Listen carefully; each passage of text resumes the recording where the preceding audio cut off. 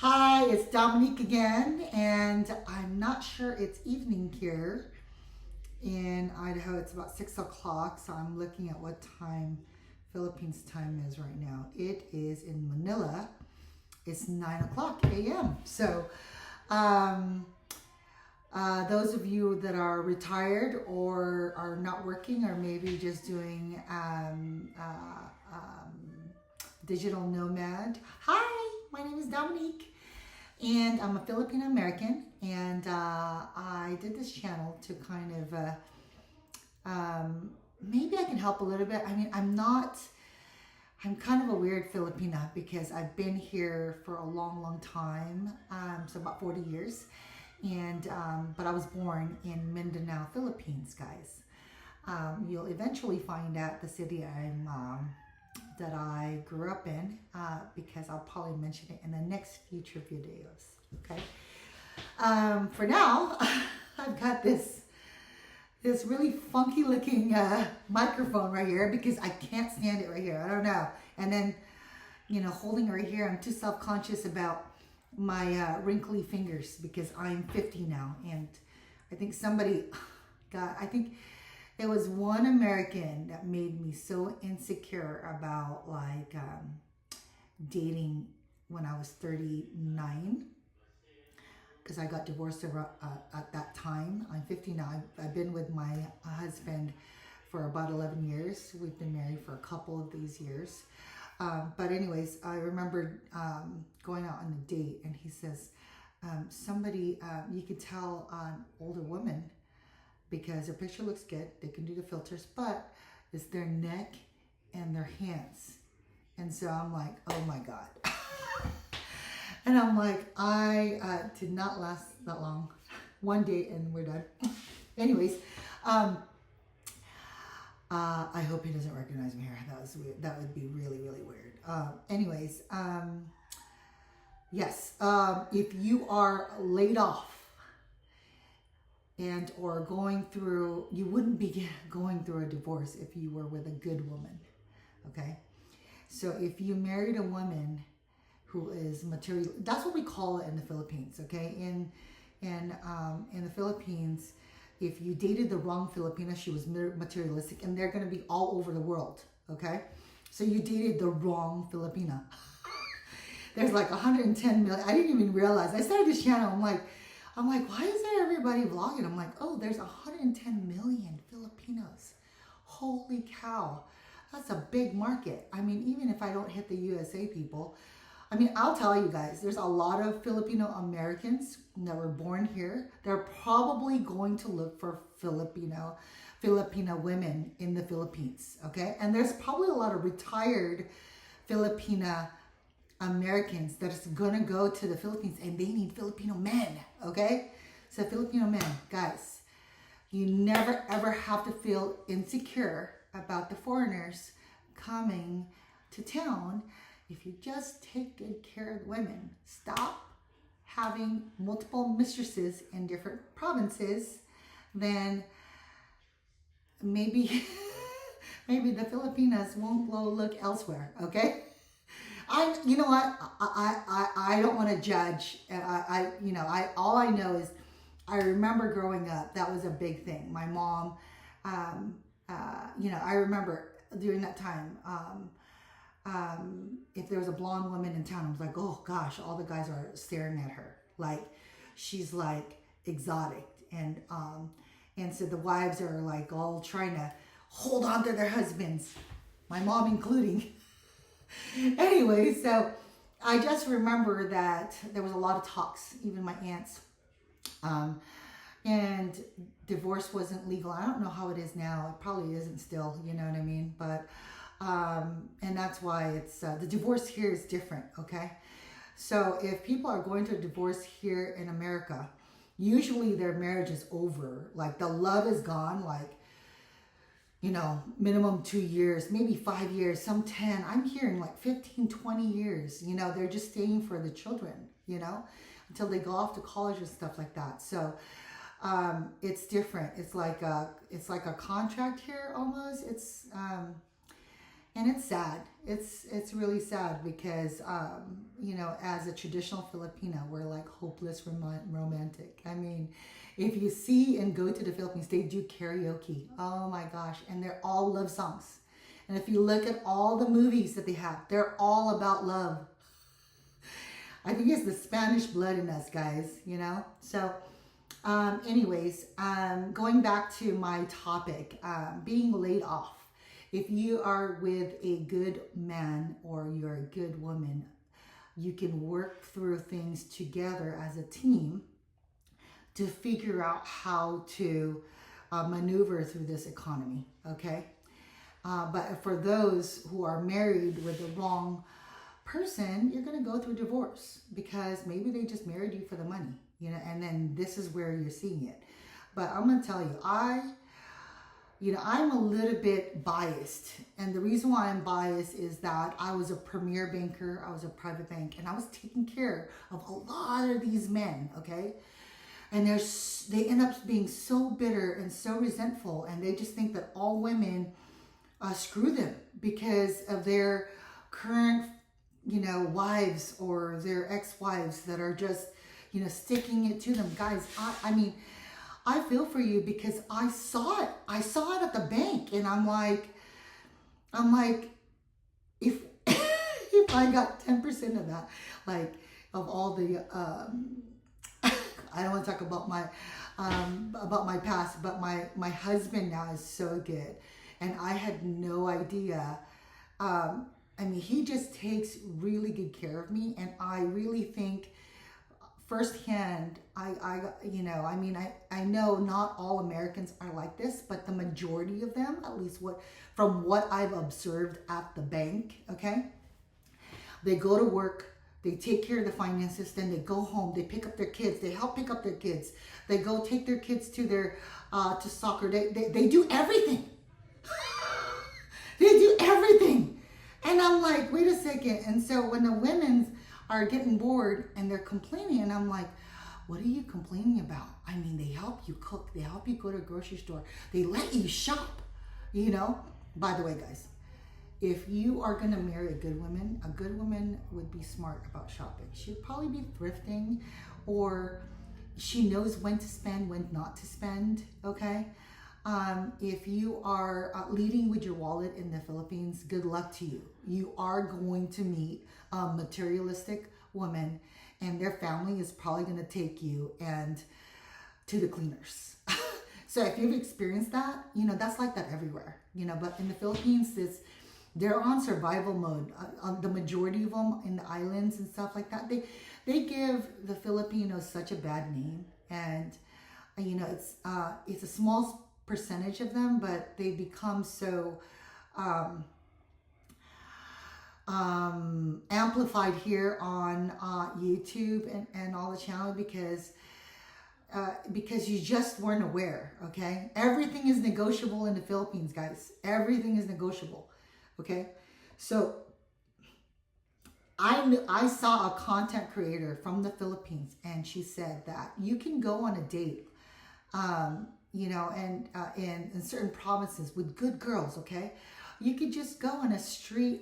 They're okay with the, you know, the street snacks, and it'll cost you 100 pesos to 250 pesos. And what I need you not to do, because you're converting all to dollars and everything like that, I need you not to say, "Oh, that's cheap. Oh my God, you're ruining it. You're ruining it for all of us." I need you to stop. Just say, "Oh, okay," you know. Like, do not say, like, is that, you know, what you could say is like, "Is that last price?" And then they'll say 50 pesos. And you're like, okay. You know what I mean? I mean, I told my dad, I'm like, "Dad, how much are coconuts in the Philippines now? I mean, these guys are charging me like 150 pesos. And he's like, "Oh, that's tourist price." And he's like, "Yeah, we can get it for like 20 to 50 pesos here in where we're at." And I'm like, "What?"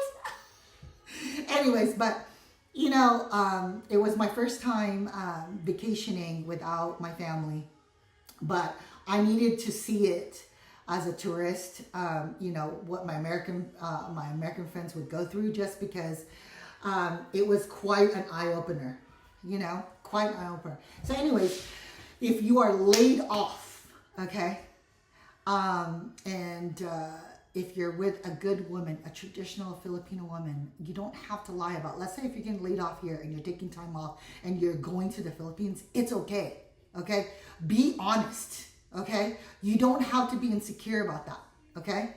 Because you can tell a good Filipino woman will stay and listen and will empathize and will like, oh wow, because they're used to not having work over there, guys. That's one of the reasons why they go to abroad to go to work. They go to UK. They go to they go all over Europe. They go to Saudi Arabia. They go to Australia. They come here to the US. And that's why the best nurses, the not lazy ones, they come here to America. And they're like, that's why they're in all the hospitals, So, and a lot of them, send the money to the Philippines, So anyways, if you are going back to being laid off, because there's a lot of layoff. I mean, we have like over 1 million, I think, maybe even more. I would say that's probably 4 times that, but the media only talks about so much, but I can feel it. I can feel it in areas. This is going to be worse than 2008, but I don't want to talk about that because that's not my channel. Okay, that's Michael Bordenero. That is Melody Wright. That is Ashley Pickens. She's a foreclosure lady. She's so good. I love her. She makes it interesting. It's a depressing thing, but she makes it interesting, So you learn how to buy foreclosures at the courthouse.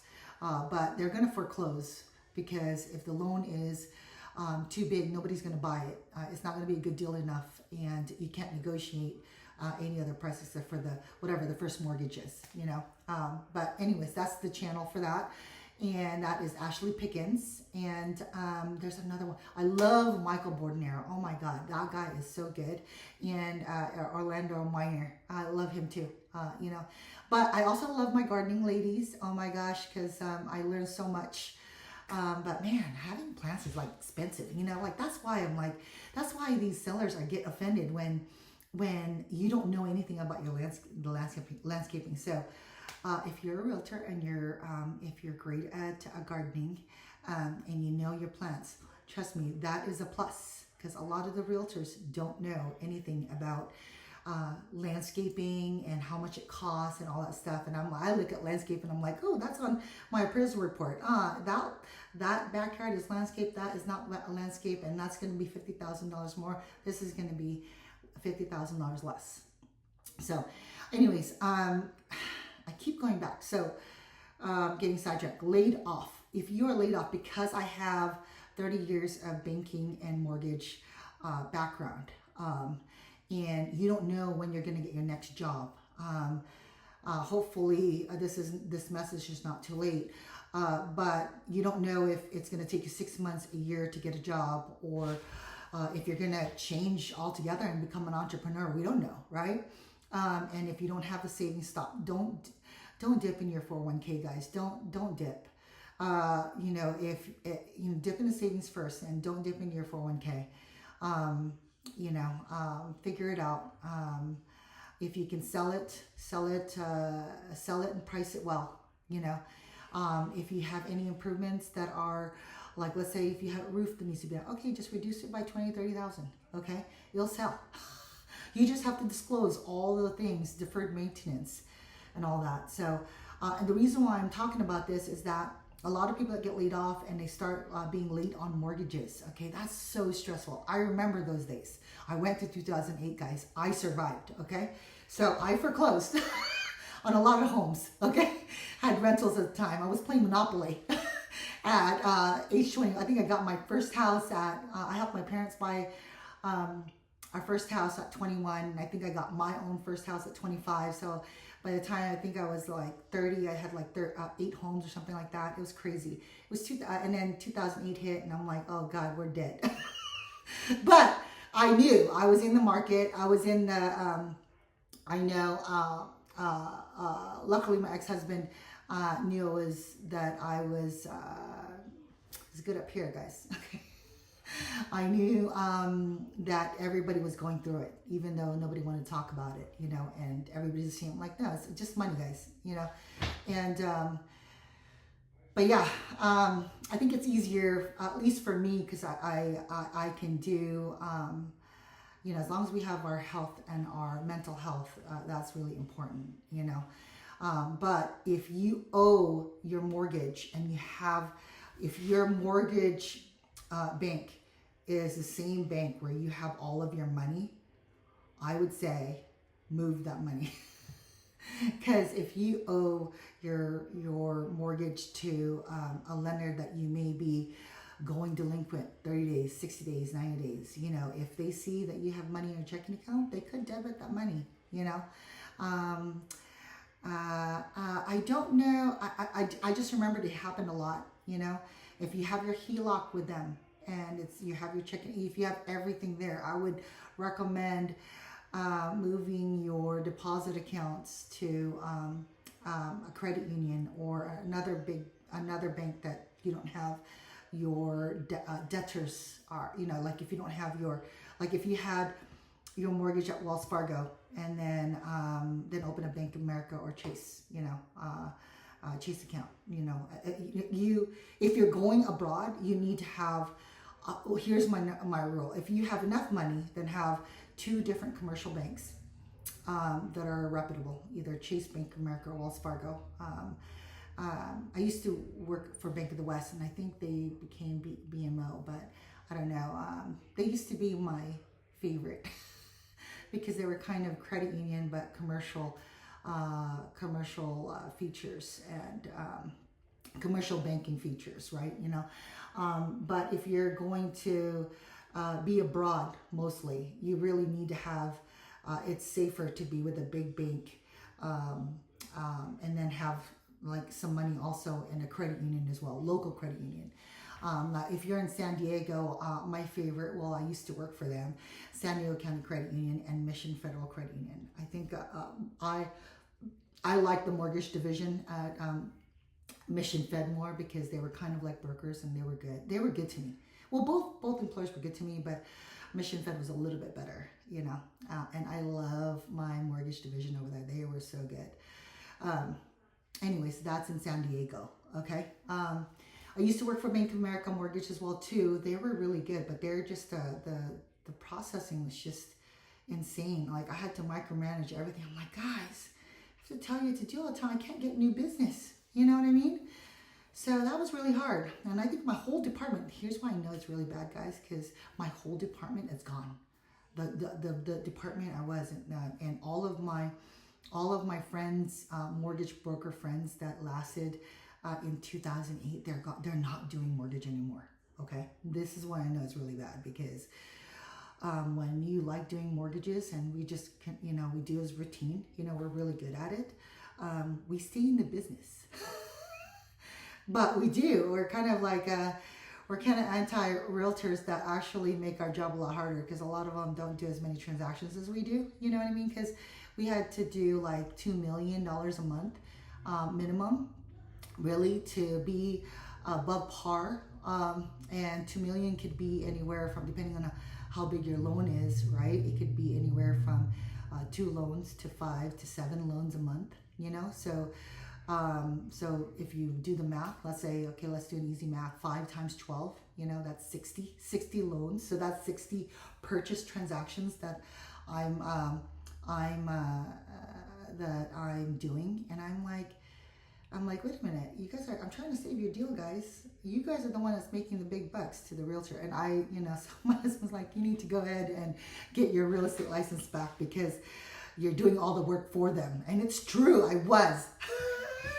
I was like, you know, I choose to do things the right way all the time. So I was one of those rare realtors that I'm like, hey, I don't know if you can afford the house. If you're planning to have kids, or, you know, we're not even counting on childcare, you know, and you're putting only 5% down. And, you know, we kind of go through the process. You know, I'm probably the rarest realtor. I mean, realtors get such a bad name because there's so many unethical people that just pretend, it's fake it until you make it. I'm like, no, you're affecting people's lives, okay? It's like the biggest purchase. The same thing with a car loan, okay, guys? Like those two things, like really just enslave a lot of these people to work.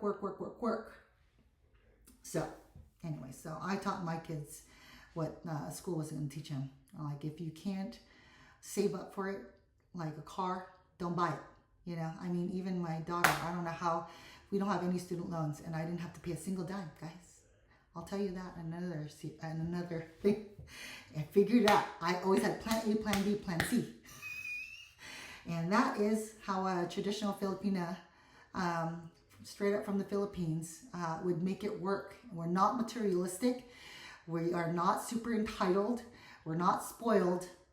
Actually, there are some spoiled Filipinos. They stay in the Philippines usually because they have maids. But I'm not saying it's bad, guys. Okay, I'm not saying it's bad. It's because that's just how they grow up. And that's, by the way, if you're dating somebody and they are trying to figure out, if you're trying to figure out like why they're not calling back right, or maybe they're in the province, maybe their parents, maybe their parents are so strict. Some parents are so strict, even when they're 30 years old and they'll have kids, they still can't date. Like that's still happening over there, because of the religious background, and the parents are so strict. They won't let them out. I don't know. Like, I don't know if it's happening in certain towns, but I can see in some of the content, right? And a lot of them are probably going on those apps without the knowledge of the parents, or they're going on those apps and the only time that they can get on is when it's not a brownout, or they have to go to a cafe to log in. So many reasons, right? But you also do have people over there that they make it a living to scam foreigners, okay? But that's like that everywhere, okay? So don't fall for the scam, okay? If you don't lead with your wallet, if they're asking for money, then that should be a high red flag, okay? Just like here in America, guys. They start asking money right away. Then you should see that, I mean, I don't know. I can't relate because I'm not like that. And I'm very lucky to have a wonderful husband, because literally when I went out back in a dating world, I was like, oh God, this is going to be hard. I was in San Diego and like everybody had bikini bodies over there, I mean, I actually, this is obesity for me because I played a lot of beach volleyball, and at the time when we first started dating, I tell him, I'm like, how did you see me? And he goes, oh, you were hot. And I'm like, so I'm not hot anymore. Anyways, 2023 was a hard year, guys. So I'll get back into it. I just have terrible knees now, and so we're going back 2026. We're trying to go on our healthier diet. So anyways, it's going to take a while because my metabolism is not as great as it was when I was younger. So anyways, I have just blabbered on. And please, if you do decide to go to the Philippines because you just got laid off and maybe you're going through divorce and you just need a break, be honest over there, okay? There are some people over there that you're going to offend if you are... Okay, let me tell you the personality traits that they don't like, okay? If you are arrogant, if you are condescending, if you are mean-spirited, sarcastic, sarcasm as a whole, just don't even use it, because I mean, me and my husband, it just goes over my head. So it's not humorous to us, and you might offend a lot of Filipinos and their families over there. So yeah, I will tell you, you have to go outside the main cities. There's some girls, I mean, that would be really, really good over there, guys. I mean, you just don't ask them, ask them how much they think wealthy is, because depending on who they ask, they think 10,000 pesos is wealthy, or 50,000 pesos is wealthy, or 100,000 pesos is wealthy. So do the math, Google that up, and you'll know how much that really is as conversion. And don't say it's cheap. Okay? Whatever you do, take the that's cheap or that's inexpensive out of your vocabulary when you're over there. You just like, oh, okay, that's interesting. Okay? So, yeah, so you won't get scammed, okay? And don't tell them about what kind of cars that you have here in the U.S., how many houses you have, if you have more than one, if you how much money you have in your bank account, because you don't want to be a target over there. There's a reason why the uber rich probably don't even have Facebook or Instagram. If they do, they have somebody, it's like a fake account that they just, try to keep up with everyone. You know what I mean? And they live like in select communities that are gated, that are and guarded for a reason. So anyhow, so I've blabbed again. But yeah, there are a lot of expats communities. You need to stay around that, or really have a good local community that that you can trust. Okay, so good luck and have a good time. Be respectful, and you never know, you just might meet the one. All right, take care, have a good night, and have a maayong buntag dito sa Pilipinas. Okay, magandang umaga. My Tagalog is really bad, guys. Okay, so anyhow, if you have any questions, comment below. I really don't even know if there is a subscribe button. I don't know how to put that in there. And I would upload a lot of photos from all over some of the countries that we visited. And guys, I want to share that with everyone, but I don't even know how to do that yet. So still trying to figure it out. And I'm trying not to do this full time. So I'm not sure when I'm uploading, if I'm going to do this every other day, once a week. I just don't want to burn out, because I just want to do this for fun. And if I can help at least one person per day and just make you smile and give you hope and find your love in the Philippines, or maybe you want to bring them here, I can acclimate. I can help acclimate really, really quick, because I know it's like they're going to be like American culture shock, and the Americans are just going to eat them alive, and they're going to want to go back to the Philippines and they want to come back, So anyways, have a good night. And what day is it today, guys? It's Wednesday. Happy Hope. All right, take care. Bye.